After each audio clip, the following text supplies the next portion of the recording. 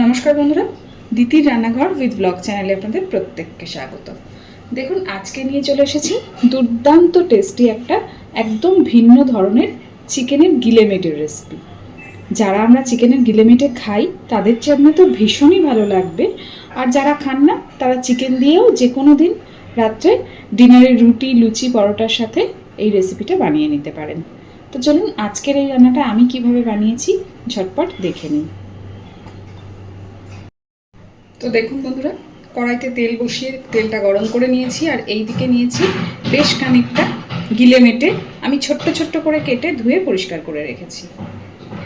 এখানে দেখুন আমি একদম এরকম ছোট ছোট টুকরো করে কেটে নিয়েছি এগুলোকে।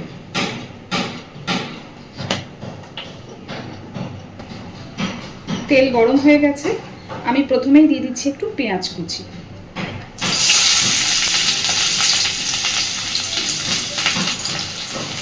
একই সাথে দিচ্ছি বেশ খানিকটা কাঁচা লঙ্কা কুচি আর একটা ক্যাপসিকাম কুচি।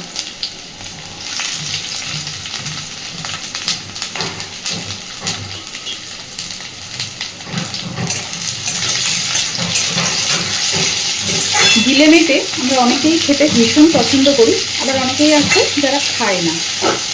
কিন্তু বিশ্বাস করুন, এইভাবে একবার বাড়িতে গিলেমেটে বানিয়ে রুটি, পরোটা, লুচি দিয়ে খেয়ে দেখবেন, খেতে দুর্দান্ত লাগে। আমার তো এই রেসিপিটা ভাতের সাথেও বেশ লাগে। তো এবার পেঁয়াজ, ক্যাপসিকাম, কাঁচা লঙ্কাগুলোকে মোটামুটি একদম লালচে করে ভাজবো না, মোটামুটি একটু স্বচ্ছ হওয়া পর্যন্ত ভেজে নেব। দেখুন বেশ স্বচ্ছভাবে ভেজে নিয়েছি। এইবার এর মধ্যে দিয়ে দিচ্ছি ছোট ছোট ডুমো ডুমো করে কেটে রাখা আলু। আপনারা চাইলে আলুটা স্কিপ করতে পারেন, কিন্তু আমি বলবো এইভাবেই আলু দিয়ে এই পদ্ধতিতেই একবার বাড়িতে বানিয়ে দেখবেন। খুব ভালোভাবে এবার সব কিছুকে মিশিয়ে দিয়ে আলুটাকে মিনিট দুয়েক এর সাথে ভালোভাবে ভেজে নেব।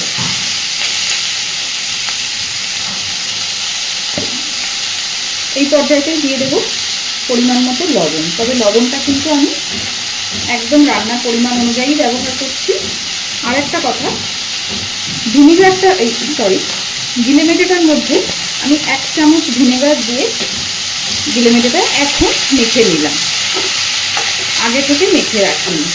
সেই পর্যায়েতে ভিডিওটা অন করা হয়নি, তো আমি গিলেমেটেটার ভেতরে জাস্ট 1 চামচ ভিনেগার দিয়ে একটু মেখে রেখেছি।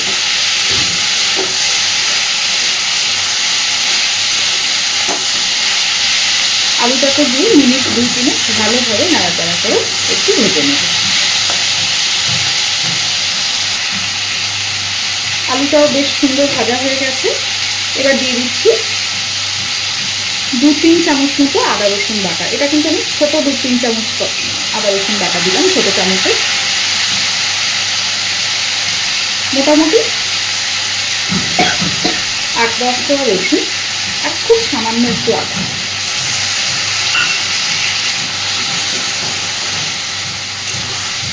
মিশিয়ে দেবো ভালো করে। দিয়ে দিচ্ছি হলুদ গুঁড়ো,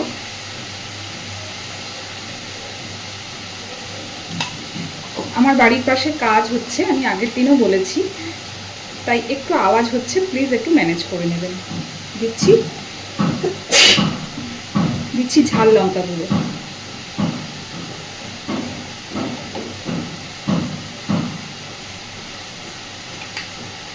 আমি এখানে অনেকটা কাঁচা লঙ্কাও ব্যবহার করেছি, প্লাস লঙ্কার গুঁড়োও দিয়েছি। ঝালটা অবশ্যই আপনারা আপনাদের পছন্দ অনুযায়ী পরিমাণটা বুঝে ব্যবহার করবেন, তবে একটু ঝাল ঝাল হলে খেতে বেশি ভালো হয়। এইবার এর মধ্যে দিয়ে দেব গিলেমেটেটা।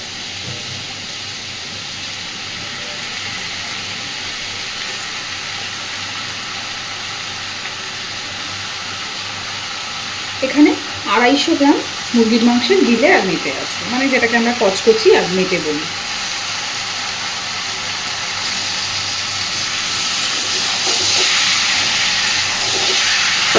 খুব ভালো করে এবার গ্যাসের ফ্লেমটাকে মিডিয়ামে রেখে কষাতে থাকবো।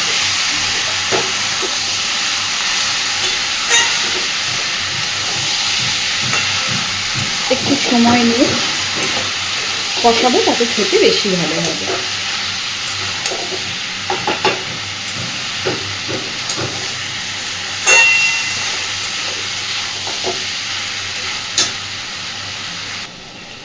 দেখুন বেশ সুন্দর একটা কালার আসছে।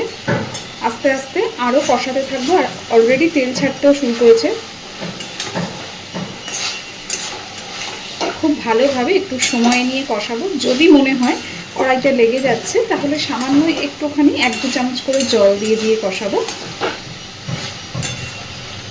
বিশ্বাস করুন, যে কোনো দিন রাতে ডিনারের সাথে যারা গিলেমেটে খেয়ে থাকেন, বা নর্মালি যদি গিলেমেটে নাও খান, তো চিকেন দিয়ে ছোটো ছোটো টুকরো করে চিকেনটাকে এইভাবে কেটে নিয়ে যে কোনো দিন ডিনারের সাথে রুটি লুচি, ডিনারের সাথে বলে ফেলেছি দুবারই, তো যে কোনো দিন ডিনারে রুটি লুচি পরোটা দিয়ে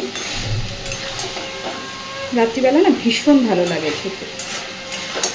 ওই যে বললাম, আমার তো এটা গরম ভাতের সাথে খেতেও বেশ ভালো লাগে। তো এইভাবে খুব ভালো করে নাড়াচাড়া করে মিশিয়ে নেব। মিশিয়ে নিয়ে আবারও ঢাকা দিয়ে রাখবো, রেখে কষাতে থাকবো। মিনিট 2-3 মিনিট পর পর একটু করে নেড়ে দেবো, যাতে নিচে লেগে না যায়। দিয়ে খুব ভালো করে একটু সময় নিয়ে কষাবো। দেখুন খুব সুন্দর করে সব কিছু কষিয়ে নিয়েছি। আর একটু লেগে লেগে যাচ্ছিলো বলে আমি সামান্য একটু জলও দিয়েছি। জল দিয়ে দিয়ে কষালে, আগেই বললাম, জল দিয়ে দিয়ে কষালে না কষানোটাও ভালো হয়। এইবার দিয়ে দিচ্ছি অল্প পরিমাণে জল, যাতে আলু ঠালুগুলো সুন্দরভাবে সিদ্ধ হয়। কিন্তু এটা কিন্তু একটু শুকনো শুকনো হবে, তাই জল খুব বেশি দেব না। এইভাবে পুরোটাই মোটামুটি আলুটা ভালোভাবে সিদ্ধ হয়ে যাবে, গিলেমেটেগুলোও সুন্দর সিদ্ধ হয়ে যাবে, আর জলটা পুরো শুকিয়ে যাবে। তারপরে বাকি যা যা দেওয়ার এতে বাকি জিনিস দেব। দেখুন বন্ধুরা, জলটা পুরো শুকিয়ে গেছে, সুন্দর করে গিলেমেটেটা হয়েও গেছে। খুব সুন্দর, এখনই অপূর্ব সুন্দর একটা গন্ধ বেরোচ্ছে। এইবার আমি এর মধ্যে দিয়ে দিচ্ছি একটুখানি ধনেপাতা কুচি,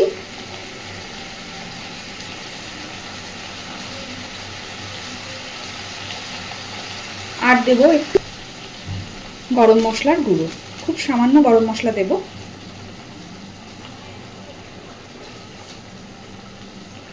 ভালোভাবে সব কিছুকে মিশিয়ে দেবো, দিয়ে গ্যাসের ফ্লেমটা অফ করে দেব। বিশ্বাস করুন, এত অপূর্ব খেতে হয়, বাড়িতে বানিয়ে না খেলে বুঝতেই পারবেন না।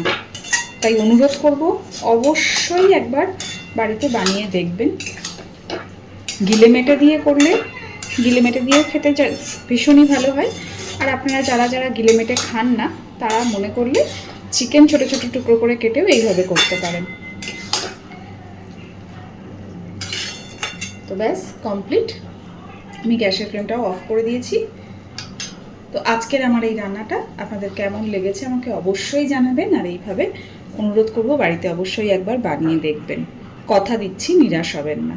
আর প্লিজ আমার চ্যানেলটাকে লাইক, শেয়ার এবং সাবস্ক্রাইব করে আমার পাশে থাকবেন। এতক্ষণ আমার সাথে থাকার জন্য অসংখ্য ধন্যবাদ।